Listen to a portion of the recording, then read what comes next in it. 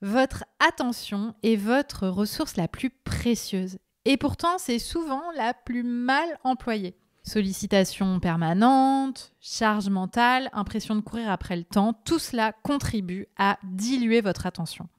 Savoir diriger votre attention avec intention est un levier puissant pour retrouver du focus, de l'impact et de la sérénité.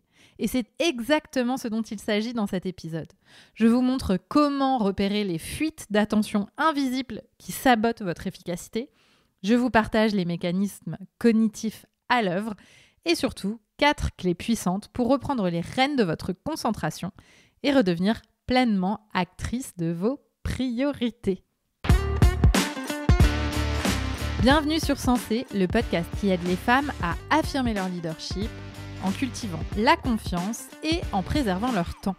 Je suis Jenny Chamas, fondatrice de Coach Happy, master coach et mentor. Avec mon équipe, nous accompagnons les femmes leaders dans leur croissance professionnelle avec comme maître mot sérénité, plaisir, hauteur et impact. Vous écoutez l'épisode 25 de Sensé et aujourd'hui, je vous parle du pouvoir de l'attention.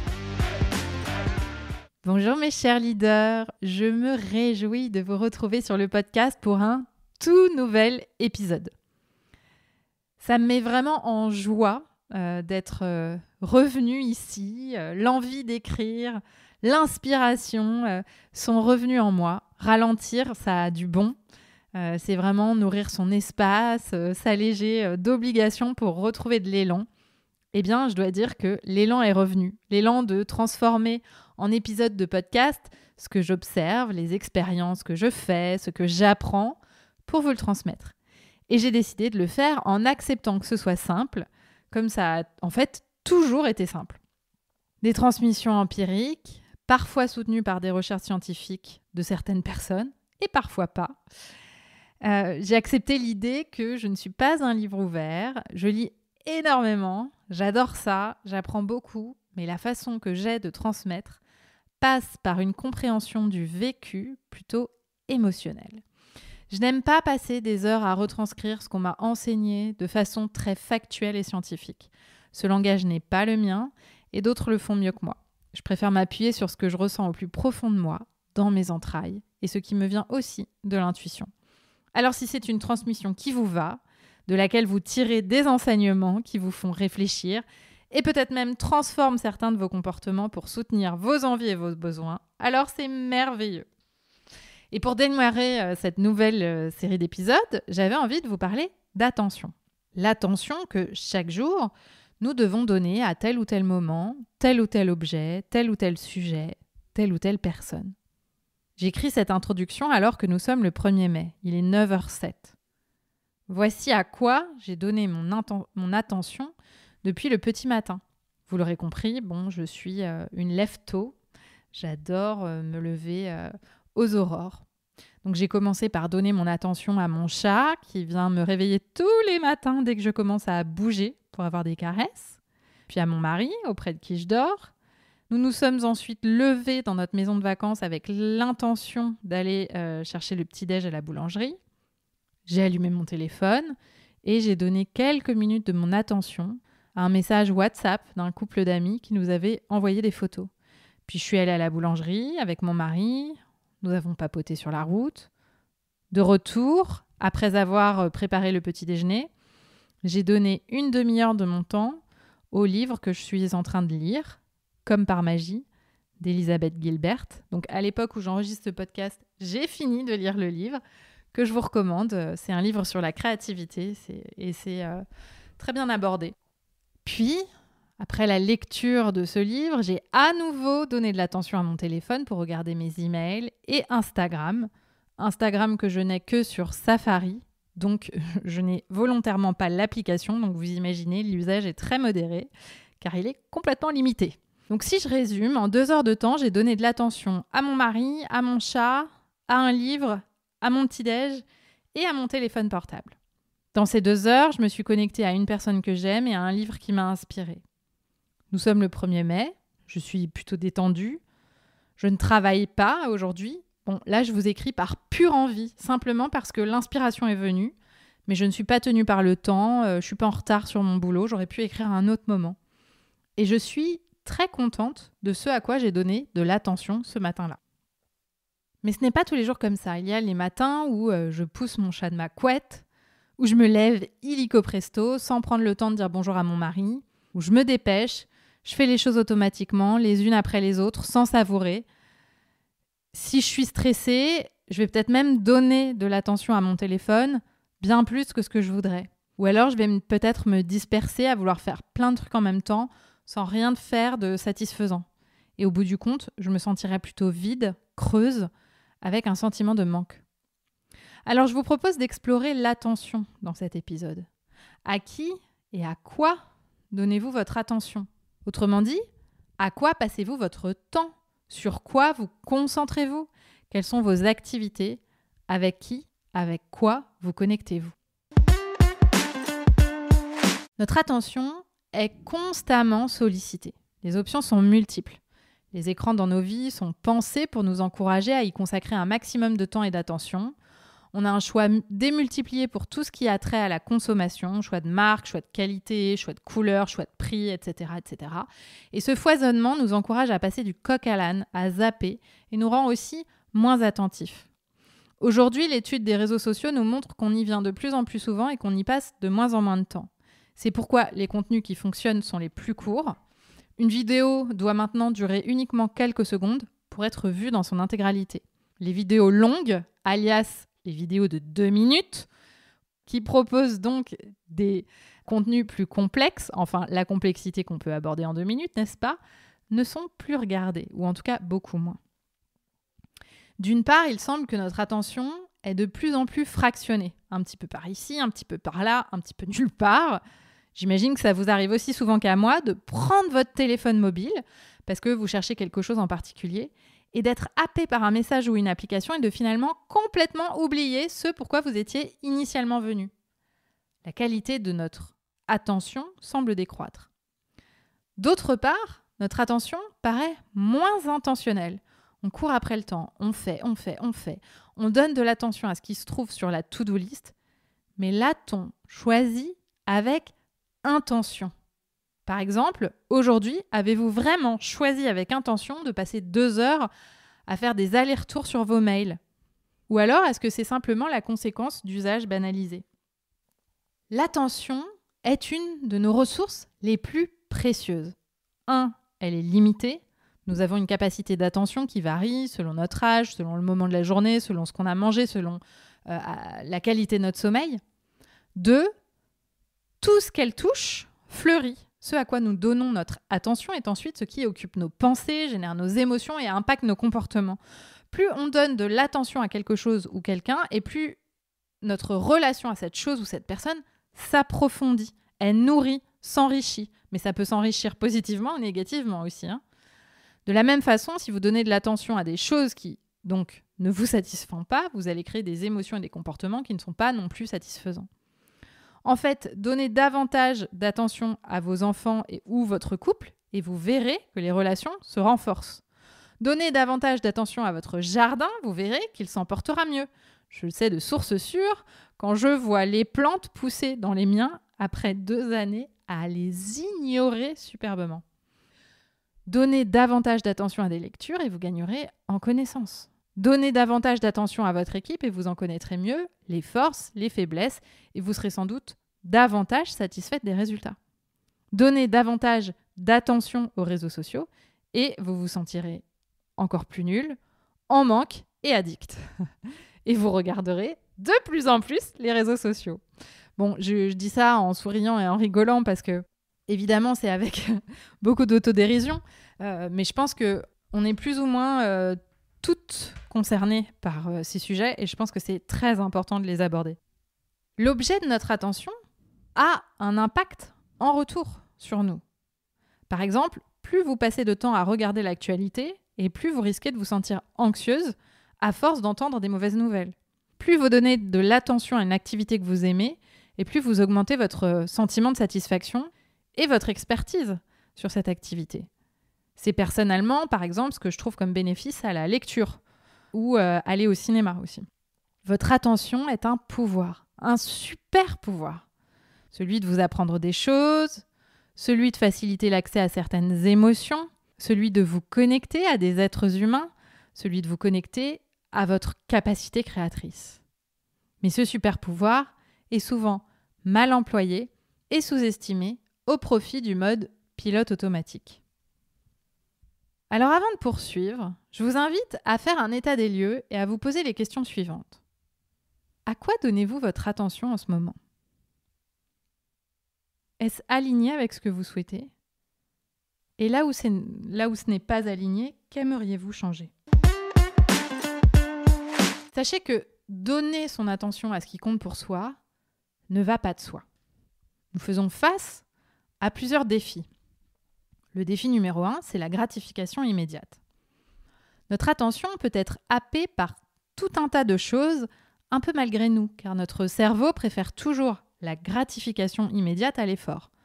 Par exemple, il sera souvent plus facile de loser devant une série que de lire un bon bouquin, car cela demande moins d'efforts que de lire. Mais la satisfaction procurée par la lecture, peut-être, pour certaines d'entre vous, sera plus grande. Et ici, c'est pas un jugement moral, mais je parle d'une véritable satisfaction. Moi, personnellement, je tire beaucoup plus de satisfaction de la lecture que des séries, et pourtant, je regarde quand même des séries. Parce que certaines fois, je préfère juste loser sur le canapé. Mais au fond, après la soirée, est-ce que vraiment je suis satisfaite ? Je peux l'être si je trouve que la série était exceptionnelle, mais parfois, je ne suis pas du tout, et je me dis, j'aurais mieux fait de lire un bon bouquin. Vous pourriez être tenté, par exemple, d'écouter les news en faisant votre jogging, mais l'attention portée à l'observation de la nature quand vous courez en pleine présence pourrait vous donner encore plus de joie. Ici, il n'y a pas de diktat, mais spontanément, si vous n'avez jamais réfléchi à cette question et que vous avez des habitudes contemporaines, il est probable que vous accordiez votre attention de façon non maîtrisée à des choses qui ne vous satisfont pas plus que ça. Et les réseaux sociaux en sont un excellent exemple. C'est-à-dire, combien de temps passez-vous sur les réseaux sociaux et vraiment, dans quelle émotion vous ressortez une fois que vous avez scrollé pendant 15 minutes, 30 minutes, 1 heure. Le défi numéro 2 de l'attention, c'est le biais négatif de votre cerveau. Le biais négatif du cerveau a le pouvoir d'orienter notre attention sur le négatif, c'est-à-dire avoir le verre à moitié vide. C'est un véritable défi pour votre attention. Par exemple, il est probable que votre attention se tourne vers tout ce que vous n'avez pas plutôt que tout ce que vous avez. Par exemple, quand vous regardez les réseaux sociaux ou les personnes invitées à la même soirée que vous, il est probable aussi que votre cerveau oriente vos pensées vers tout ce qui ne marche pas plutôt que vers tout ce qui marche, quand vous faites le point sur votre situation professionnelle, par exemple. Ou alors, il va aussi orienter vos pensées sur tout ce que vous ne faites pas ou que vous n'avez pas encore fait, plutôt que ce que vous avez déjà accompli, notamment quand vous écoutez votre copine vous raconter ses derniers exploits.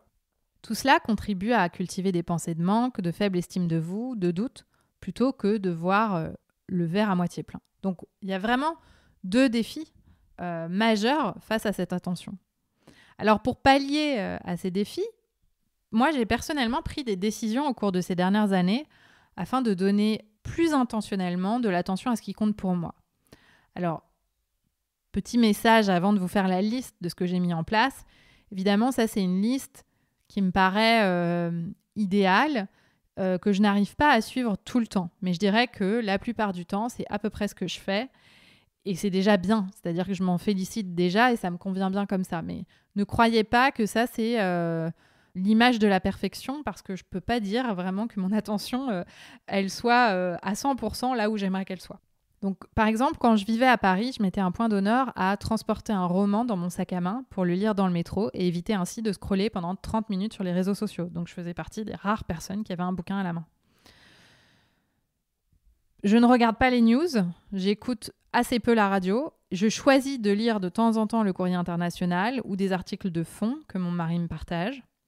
Je n'écoute plus de podcasts quand je me balade. Je choisis le silence pour marcher en conscience et observer la nature ou observer les jolies maisons si je suis en ville. De la même façon, quand j'écoute un podcast, je l'ai choisi avec conscience.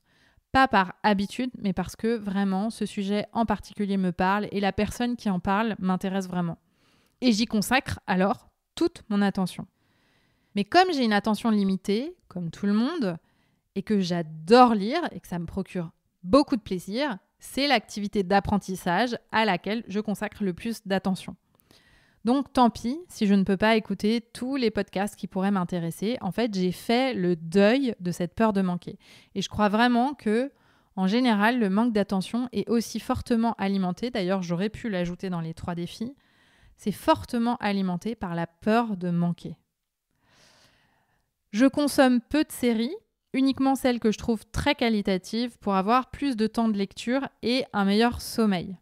Parce que les écrans le soir perturbent mon sommeil. Mais comme vous l'aurez compris dans ce que j'ai dit avant, il y a des fois où j'y arrive un petit peu moins. Mais je pense que je ne suis pas une très grande consommatrice quand même si on regarde la population. Je laisse mon téléphone dans la cuisine quand je travaille dans mon bureau.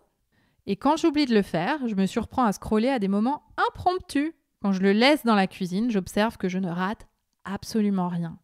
J'éteins mon téléphone vers 20h, je le mets à charger dans la cuisine et je le rallume uniquement au petit déjeuner et parfois je l'oublie, donc c'est après que je le rallume. J'essaye, et souvent je rate, de ne pas faire plus d'une formation à la fois pour m'y plonger entièrement sans avoir 1000 cases à cocher sur ma to-do list. Je pratique les listes de gratitude pour montrer à mon cerveau tout ce que j'ai plutôt que ce que je n'ai pas. Au point que moi, je me répète tout haut et fort, et je le répète à qui veut bien l'entendre, mon mari, mes enfants, que je suis très heureuse et chanceuse d'habiter la maison où je suis et la ville où je suis, et que mon jardin est trop beau, et que, enfin voilà, je répète ça à chaque fois que je hume l'air dans le jardin ou quand je m'assois sur ma terrasse.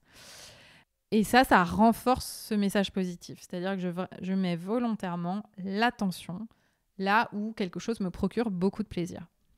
Je médite presque tous les jours pour accorder de l'attention à mon corps, mon cœur et ma vie intérieure. Pas parce que c'est bien de le faire, mais parce que, en ayant essayé de nombreuses pratiques au cours des années, j'ai trouvé à travers la méditation un bienfait énorme qui me procure du calme intérieur, de la joie, du bien-être, et qui me permet de canaliser mon attention. C'est-à-dire que quand je ressors d'une méditation, la plupart du temps, c'est-à-dire d'une méditation où vraiment j'ai réussi à entrer dans le calme, et bien après, j'ai une attention extrêmement claire et focalisée. Je sais ce que je veux faire, je sais ce qui est important pour moi, et j'y vais. Toutes ces habitudes que je viens de vous lister cadrent mon attention, me permettent d'être plus calme, plus ancrée, moins stressée, me permettent aussi de consommer des contenus que je choisis avec beaucoup d'intention. Et pour moi, c'est vraiment le terreau fertile de plus de joie. Alors évidemment, tout ça ne va pas de soi, je vous l'ai dit, j'y arrive pas à tous les coups, mais ce sont des habitudes que j'ai prises petit à petit parce qu'elles me font du bien. Et je suis certaine que si je devais vous reparler de ce sujet dans 1 an, il y aurait certainement des changements, des nouvelles choses ajoutées, d'autres enlevées. Parlons maintenant d'orienter votre attention. Si tout ce à quoi vous portez de l'attention fleurit, alors il semble opportun de donner de l'attention à ce qui vous intéresse, ce qui vous enrichit, ce qui vous challenge dans le bon sens. Donnez de l'attention aussi aux personnes que vous aimez, à ce que vous désirez apprendre. Et ça, cela se décide en conscience.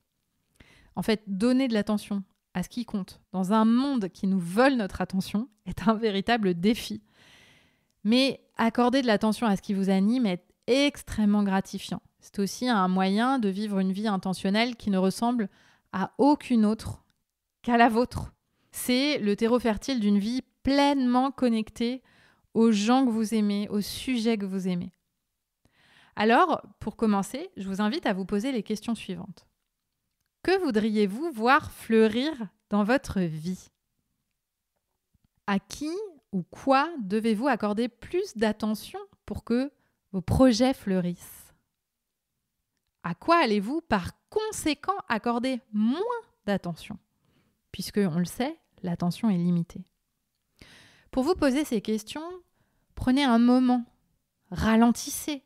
Éloignez-vous de ce qui vole votre attention. Inspirez et expirez profondément et demandez-vous qu'est-ce qui peut enrichir votre quotidien ? Qu'est-ce qui vous fait vibrer ?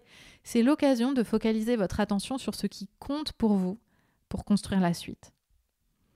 Vous verrez, ce qui est fou, c'est que ces questions-là nous invitent à une vie simple et vraiment riche.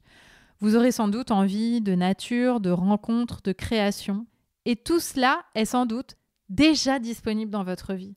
Encore vous faut-il les voir et leur donner de l'espace.